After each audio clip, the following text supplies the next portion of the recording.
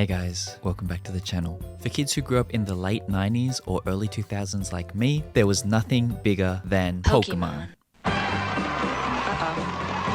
We collected the Pokemon cards, we watched the Pokemon anime, and of course, we played the Pokemon games.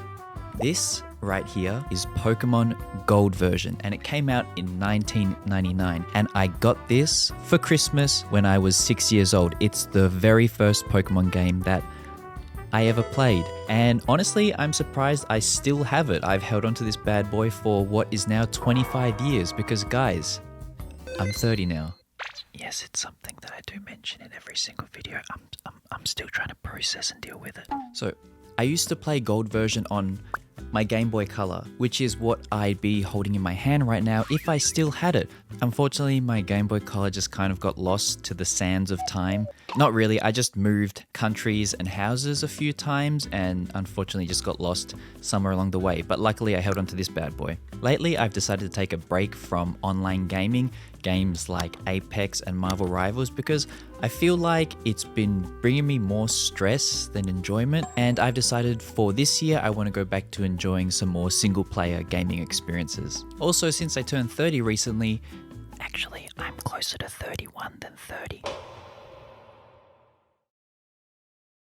I have been hit with very large nostalgia feels, so it's been making me want to go back and relive some of the glory days of my childhood. I kind of feel like the world is starting to become a bit of a crazy and scary place, and in my mind, those early 2000s were some good years in the history of humanity. Or maybe I just feel that way because I was a child and I had zero adult responsibilities, so I was just chilling playing games all the time. Either way, it's time to go back in time and have some fun. Unfortunately, I had a few problems that I needed to solve before I could go and start my Pokemon journey again. The first one being, like I said, because I don't have my Game Boy Color anymore, I actually don't have anything to play it on. But luckily, since I live in Japan now, I think that finding retro games shouldn't be too hard. So when I think of gaming, electronics, and just nerd stuff in general, the first place that comes to mind in Tokyo is Akihabara, which is where I decided to start my hunt for a Game Boy Color. Akihabara is one of Tokyo's main hubs for electronics, video games, and just otaku culture in general, which makes it a really popular tourist destination, and is actually one of the places I went to when I visited Japan for the first time in 2019. Before moving to Japan, I would come to Japan on holiday or for work, and I would always try to make use of the free Wi-Fi as much as possible, but to be honest, free Wi-Fi isn't super safe, and also it's not particularly consistent in terms of speed and also connection. Back then, if I had access to today's video sponsor, Saily, surfing the internet during my travels would have been a lot smoother of an experience. So in case you don't know, Saily is an eSIM service from our friends at NordVPN. It's like a SIM card you put in your phone when you go to travel, except it's all done digitally. It's really easy to use because it's all done on the Saily app. The Saily app is available on both Apple and Android, but in the very rare case that Saily doesn't work on your phone, you can get a 100% refund. When you're traveling abroad, you can use the Saily app to buy internet data plans, so you can use the internet when you're traveling, and it can be used in 160 different countries. Once you've downloaded the application, you choose the country that you're going to travel to, then you choose your data plan, and right here in this slot, you can use my promo code PERTH to get a 15% discount off your data plan. Then you select your payment method, follow the on-screen instructions, and you're all done. If while you're traveling abroad, you're worried that your data is going to run out, Saily actually notifies you when you've got 80% left, so if you need more, you can always buy a little extra. Next time you're traveling abroad and you're after some fast and secure internet, why not use Saily? And if you do, please don't forget to use my promo code PERTH to get 15% off your data plan. Thank you so much to Saily for sponsoring today's video. So it turns out Game Boy Colors and Game Boy Color games were surprisingly easily to find, but they were a lot more expensive than I thought they were going to be. A lot of them were around the 20,000 yen mark, which is roughly 200 Australian dollars. So I decided to explore some other options. Back in the day, I also had a Game Boy Advance SP, specifically a black one, which I would be showing you if I actually still owned it. The first advantage of the Game Boy Advance SP is that it has a backlit screen. The second advantage is that it can play Game Boy Advance games. So I'll be able to play games like Pokemon Sapphire and Pokemon Leaf Green. So my hunt for a Game Boy Color changed from a hunt to a Game Boy Advance SP. Whilst I would love to go for a 100% authentic retro game experience to play Pokemon Gold on a Game Boy Color, the screens on the Game Boy Color are actually super dull, and I would like to be able to play in not always well lit spaces. Also, because I'm 30 and have deteriorating eyesight, I need all the help I can get. I can't be looking at dull screens in dark places. It's only going to go downhill for me. And honestly, they're also not too hard to find in Japan. All of the retro game stores I went to in Akihabara also had Game Boy Advance SPs, but like the Game Boy Color, they were pretty pricey. All of them, like the Game Boy Color, were mostly around 20,000 yen or over. And I just felt like they were overcharging a little bit, to be honest, and some of them weren't even in the best condition. Now, the reason for this could be that a lot of these retro game stores in specifically Akihabara, they're like known as the retro gaming stores, so they're also really big tourist destinations, so maybe there's a bit of an markup because of that, because of, you know, the reputation and the fact that a lot of tourists come to Japan to buy these retro goods. So that's when I decided to go to a secondhand store that sells not just games, but just a variety of things like books, CDs, DVDs, just any old crap, which brought me to Book Off. And the first Book Off I went to, they had just one Game Boy Advance SP in stock, and it was surprisingly in really, really good condition. What I would say is a pretty fair price, and also it was a really cute color. So now that I have my new Game Boy Advance SP, I'm ready to play Gold version, is what I thought. But unfortunately, this is where I ran into my second problem. Although I can play my Pokemon game on my new Game Boy Advance, my game won't save. What I mean by the game doesn't save is once you click save in-game, turn the game off, turn it back on and go into the main menu, there should be a continue option. But when the battery runs out, there's no continue option. There's only new game and options. So every time you turn the game off, the only option is to play the game from the very beginning. But luckily for me, there is a solution. So inside this cartridge, right around here, there is a battery that looks like this. If I replace this battery, then I should be able to save again, no problem. So that is what I'm going to be doing next. So I have all the tools ready to change the battery. I have this special screwdriver. I have the battery, and also a soldering iron. I watched a few tutorial videos on YouTube about how to change the battery, and it looks pretty easy. I am not a handyman, I'm not the greatest around tools, but I think I should be able to get it done without setting my apartment on fire or anything like that. But I don't know, now that I said that, I kind of feel like I jinxed myself. I'll be fine. Step number 1 is to remove this screw on the back. It's kind of a weird shape, which is why I had to buy this special screwdriver. Alright, the screw is off, and the cover should come right off. Nice! Okay, step 2 is to remove this battery by melting these bits of solder on the side. So let me try. I haven't used a soldering iron since I was like 9 years old, so I'm honestly a little bit scared, but I looked on the internet, it seemed easy enough. I did not miss this smell either. Whatever I'm doing is probably not the best way to do it, but it's done now. Alright, next up we just gotta attach the new battery by putting it into the same spot. So, scared I'm gonna mess it up. Alright, I think it's pretty clear I suck at this.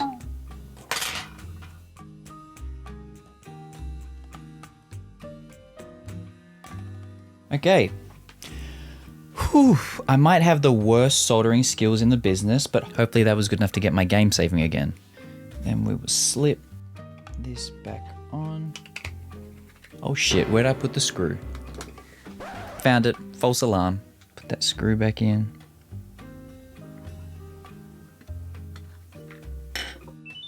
Complete. It's kind of shaking around in there. I hope it's fine. The game seems to still be functioning despite my crappy soldering skills. Now, for the moment of truth, can this bad boy save?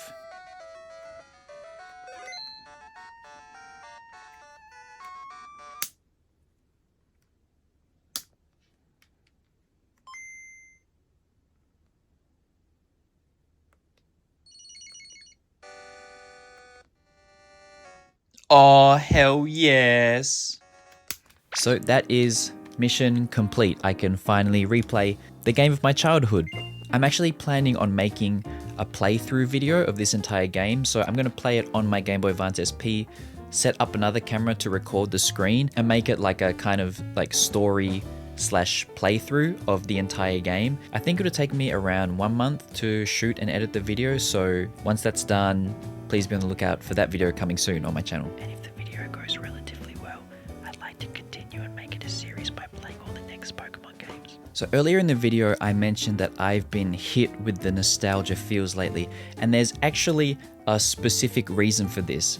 It's Ethan's Ho-Oh, or in Japanese, Hibiki no Ho-Oh. So the human character is the main protagonist of Gold and Silver, and Ho-Oh is the guy on this game cartridge. So it's pretty much like 6-year-old me going on my Pokemon adventure and capturing the legendary Pokemon Ho-Oh. So when I saw this card was coming out, first of all, I was like, I need this!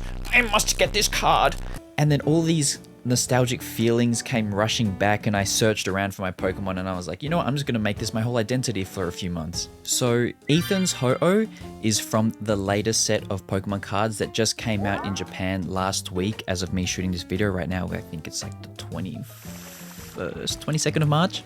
And right now, demand for Pokemon cards is redonkulously high, which means Pokemon cards are really hard to get. But luckily, I was able to get my hands on one box of this set. So was this entire video just an elaborate scheme by me to get you to watch me open Pokemon cards? No, not exactly, but since you're here, why don't we enjoy some Pokemon card openings together? The chances of me pulling Ethan's Ho-Oh from this box are extremely low. However, I do feel like it's destiny because it just fits perfectly with the whole theme of the video, and also the card is me. So guys, it's time to test my luck and put destiny to the testiny. Do you get it? Like destiny, testiny, you know, putting destiny to the test. You know what I mean? They liked it. Oof, baby.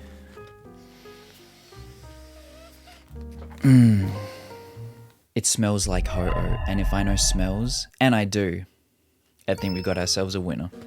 I don't know, I just feel like if I pulled this card, it would be the perfect way to wrap up the video and just make it feel like complete, full circle. If I don't pull Ethan's Ho-Oh, not all is lost. There is one other card that I would really like, and that is Ethan's Typhlosion. And the chances of pulling Ethan's Typhlosion is a lot higher than getting Ethan's Ho-Oh. But you know what would make the video perfect? The magical double pull. Ethan's Ho-Oh, Ethan's Typhlosion, me, happiness. And I feel like it's gonna happen. Alrighty, got some Manectric, Roselia, Misty's Lapras, ooh, Shaman, art rare, could be a good sign of things to come. Now, if you guys have never seen one of my Pokemon card openings before, I do like to find reasons or signs why I'm going to pull all the cards that I want. I get myself pretty hyped up, pretty excited, and then usually I get met with disappointment. It's really fun for everyone watching, not so much for me, but you know, this is all about you guys. Oh, what the fuck is that? Oh, okay, sorry. Ethan's Pikachu and this dirty, dirty dog. We got a candy apple. Okay, so here. This is Ethan's Ho-Oh, but this is just the like kind of common, not cool art. There's actually 3 different versions, or maybe even 4 different versions in this box, but I'm only after the one with like the really awesome art. Is this a sign?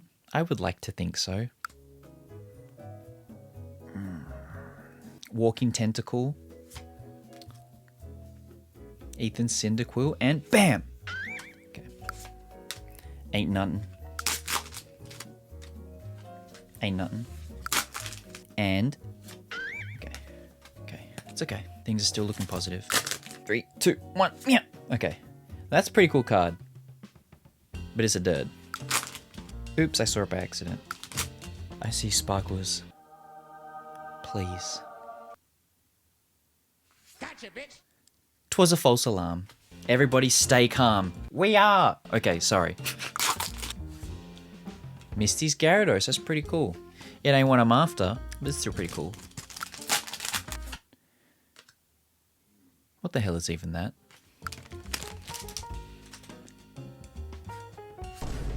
Okay, that's kind of cool.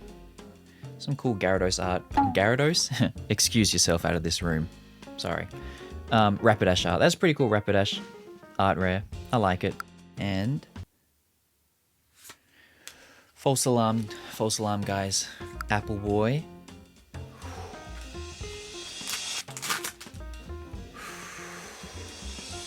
Another false alarm. Shit. I thought that was it. Still shit. Still crap. Ooh. I see shine. See, the thing is, like, with hyping yourself up, yes, if you don't get what you want, you're met with disappointment. But if you hype yourself up and you get what you want, it's ecstasy. Alright, now, this is Ethan's Typhlosion. This is just the rare version of it. I want the art rare. That being said, is it a sign? Alrighty, interesting. 3, 2, 1. Okay. No shine, we are safe.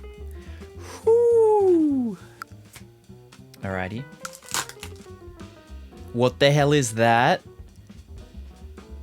I think this could be it. 3, 2, 1.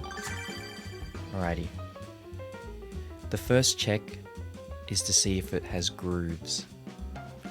Holy shit, that's super groovy. Holy shit, is this it? Is this it? I'm almost too scared to look at it, but that would be stupid because, you know.